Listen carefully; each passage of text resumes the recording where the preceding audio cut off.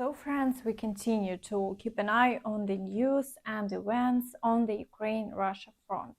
The head of the Russian Ministry of Foreign Affairs has decided to declare that they don't accept the peace formula proposed by Zelensky. Of course, how could they accept it? They'd have to do that only after a complete defeat and the rout of their forces. That's precisely what the Ukrainian forces are working on today. Also, Moscow's mayor Sobyanin stated that the improvement of the Orlovsky airfield for launching interceptors against drones hidden from Moscow is practically complete. In general, the Russians are continuing to strengthen their air defense. But before we dive into the situation on the front lines, I want to ask you to share this video on social media and watch it till the end. It would greatly help promote my channel. Thank you. In the Zaporizhia direction, today we are witnessing significant developments. Despite having 3 lines of defense here as opposed to just one like in the Lugansk direction, the General Staff decided to advance precisely in this area. Even the Russians themselves are reporting today that the Ukrainian armed forces have a chance to reach the shores of the Azov Sea by the end of autumn. And with a sufficient strike on the Crimean Bridge, the entire massive Russian grouping in Crimea and in the south of Ukraine will be trapped. There won't be any land corridor for them to escape, so Russia will have to request troop withdrawals and retreat. They won't be able to resist for long. So today, understanding that it's already the first day of autumn, the Ukrainian armed forces aren't stopping and are actively advancing in the area of Verbove and Novopokropivka. There is progress, though tactically speaking, it's just a few hundred meters for now. But the occupiers aren't stopping their counterattacks, so the situation remains challenging today. Many are also wondering if the Russians can break through and encircle our units in this area, and the Ukrainian forces have penetrated deep into their defenses. In reality, the Russians don't have such capabilities today. If they had a genuinely powerful army, they could, of course, carry out an assault and encircle. But today they are holding their position solely due to the number of troops, fortifications, and minefields. For now, what's significantly impeding the progress of the Ukrainian forces here is the crossfire artillery shelling. The distance between the front line on both sides is about 20 kilometers, and the Russians conduct shelling from both sides, which seriously hampers advancement. In other areas, the Ukrainian forces are advancing, and even the Dragon's Teeth obstacles have been breached, and now the clearing of fortified areas is ongoing. In the Vuhledar direction, the Ukrainian forces have temporarily suspended the active phase of their counteroffensive and are engaged in tactical battles, which are also yielding success.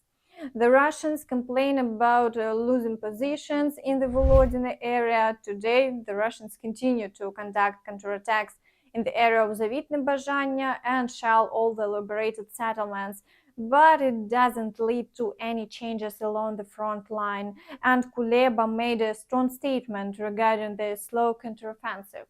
The Ukraine's Minister of Foreign Affairs, Dmytro Kuleba, criticized people who complain about supposedly slow counteroffensive progress. He made this statement during a briefing with his Spanish colleague Jose Manuel Alvarez in the city of Toledo. Critiquing the slow pace of the counteroffensive is akin to spitting in the face of Ukrainian soldiers who sacrifice their lives daily, advancing and liberating 1 kilometer of Ukrainian land after another. I advise all critics to remain silent, come to Ukraine, and try to liberate even 1 square centimeter with their own hands. In the Kherson direction, the occupiers are also continuing their shelling, and no offensive actions are taking place. The Ukrainian forces, on their part, continue to fire at the positions and equipment of the occupiers. So far, there have been no new advancements on the left bank, and chaos prevails among the occupiers in that area. That is, everyone who can be removed is removed, someone is imprisoned, someone is eliminated forever. A mess and lawlessness are going on at the front, and those who tell the truth are trying to eliminate by any available means instead of correcting these situations. Those who convey the truth are eliminated. In the Kupyansk direction, it seems that the Russian offensive actions have come to an end. It would be interesting to see those Russians who were shouting about breaking through and capturing the entire Kharkiv region. As a result, today we see continued shelling, but no attacks have been conducted. The front line remains unchanged. Now the Russians starting to warn that September will be challenging. They remember how the Ukrainian forces swiftly advanced during the liberation of the Kharkiv region, and it seemed that something awaits them this time as well.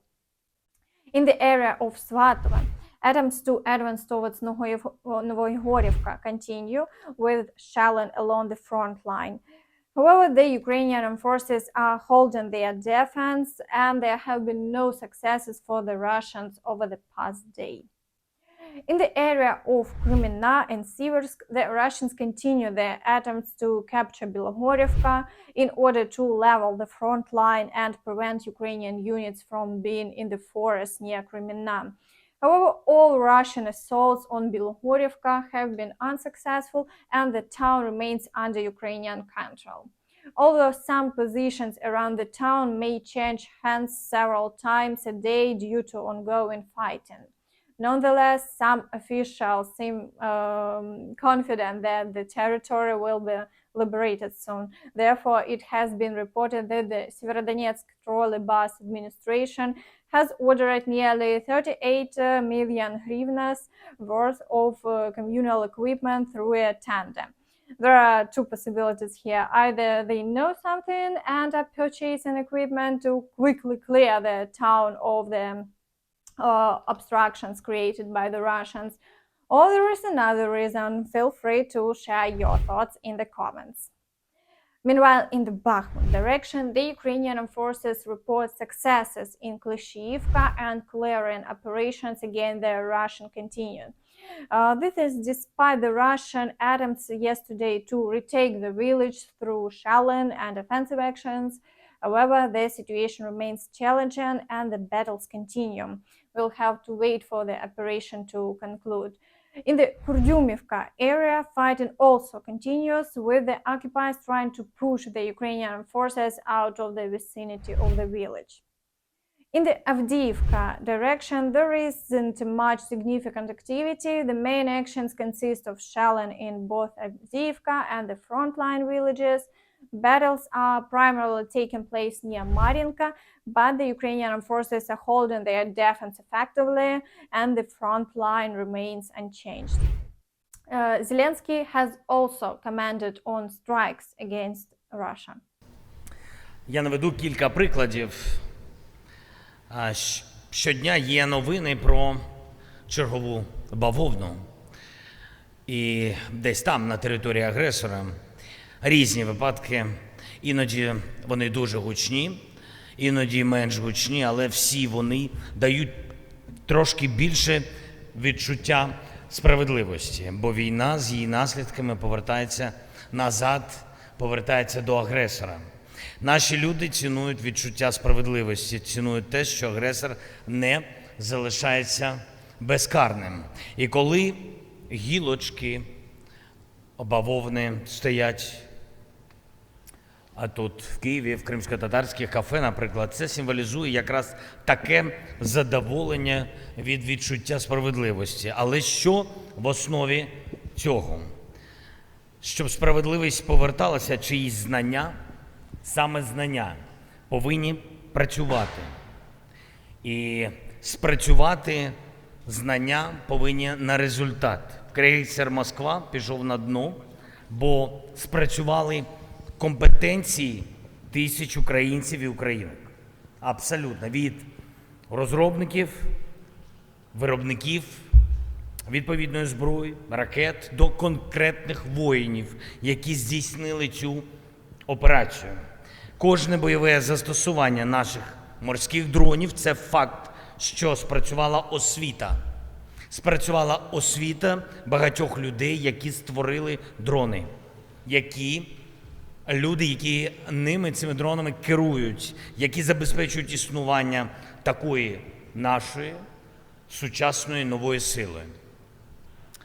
А у нас є тепер виробництво гармат, якого не було раніше в державі, потрібних снарядів. Кожен такий результат України – це освіта конкретного українця, конкретної українки.